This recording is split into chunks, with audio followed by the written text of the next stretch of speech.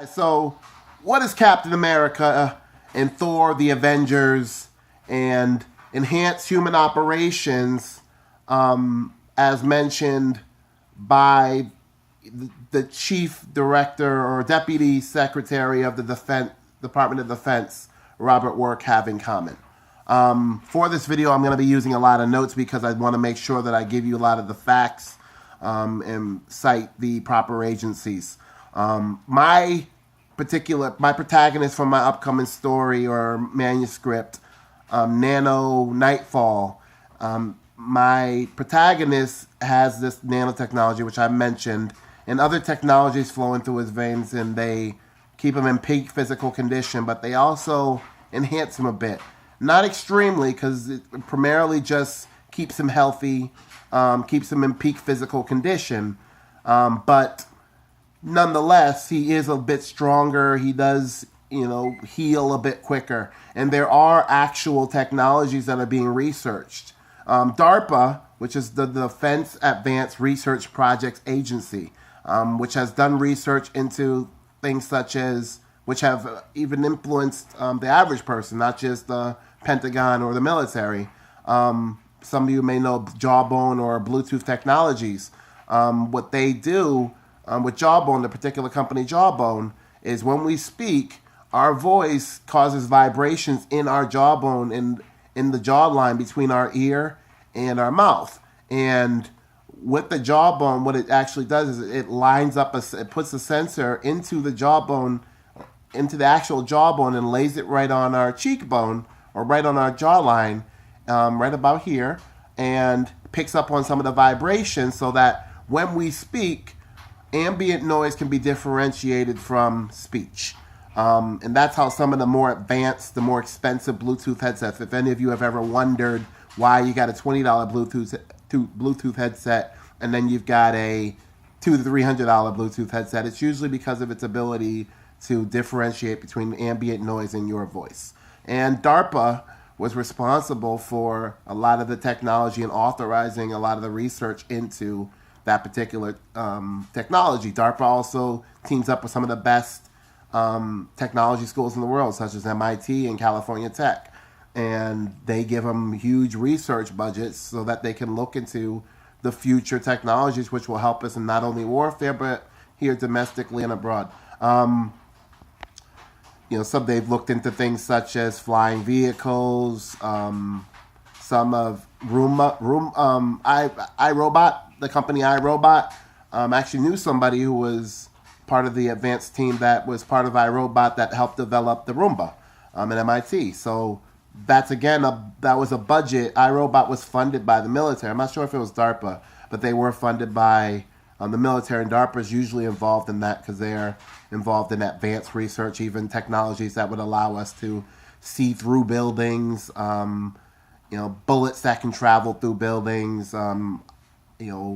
If we're ever able to time travel, DARPA will be at the forefront of being able to do so. So back to what my point was: Captain America and Thor. A lot of us have probably seen the Avengers in that whole Marvel scene.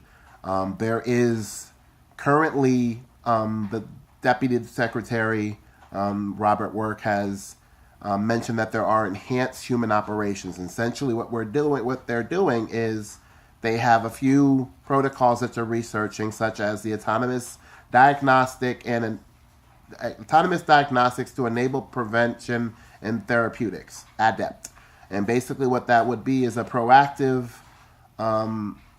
treatment or mechanism, whether it's a miniature or nano robot, which basically is inserted into your body before you go into a war zone that could potentially be attacked by biological or chemical warfare.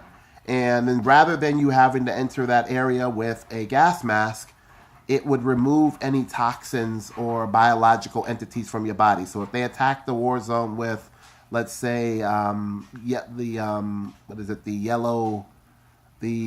sorry if I'm butchering this here, I'm messing it up a little bit, but let's say that they were to use Agent Orange or whatever on troops like they did in Vietnam, and the battlefield was covered in maybe some Ebola fog or whatever it may be. this particular technology would enable these miniature robots or whatever they are to remove any toxins from the soldiers' bodies before they became a problem. So they wouldn't need to wear gas masks, which would lighten what they were bringing into battle. It could also potentially, be an inoculation that you get at birth, and rather than having to get 15 shots or whatever it is at birth for immunizations, you get one shot, and it's a miniature robot that basically, or miniature robots, millions of them, that flood your body, and any toxins that may pop up or pose a threat to the host, they wipe out. They destroy them. I know that that's being researched right now for cancer research, which is part of my cancer video. But that's what DARPA's looking into. We also got the system-based neurotechnology for emerging therapies. And basically what that is it's improved cognitive functions, increased response time, so you have better reflexes when you're, whether it's needing to fire weapons or even hand-to-hand combat. And just being able to stay up later is something that, you could have soldiers that don't need to sleep, because you could basically any systems that would slow down or that would need to repair or rejuvenate, this technology would enable that to happen while the soldier or whomever was awake. And that actually happens with my character. He doesn't need to sleep as much. He sleeps only an hour a month, because that's really just just for him to unwind and disconnect. He doesn't need to sleep. On top of that, we've also got the growth hormones and stimulants that may be used just to enhance soldiers in general, like what they used with Captain America, where they turned a very skinny guy, Captain Rogers, into the super soldier that we know and loves, Captain America. You may have that happening. Growth hormones being injected into humans. They're already researching steroids. A lot of the steroids, such as deer antler velvet, to enhancement. They have anabolic steroids that they've been doing research on to see how they can safely be used in human beings. Not the way that a lot of athletes use them, but maybe all-encompassing, 100% safe steroid that only super soldier, people in the super soldier program will be injected with, and you could have increased strength, stamina, etc. for those soldiers in the program. And how does THoR relate to this? Well, there's actually something called technologies for host resistance, and that again is a proactive technology, THoR, or THoR is the acronym, and it's Technologies for Host Resistance, THoR.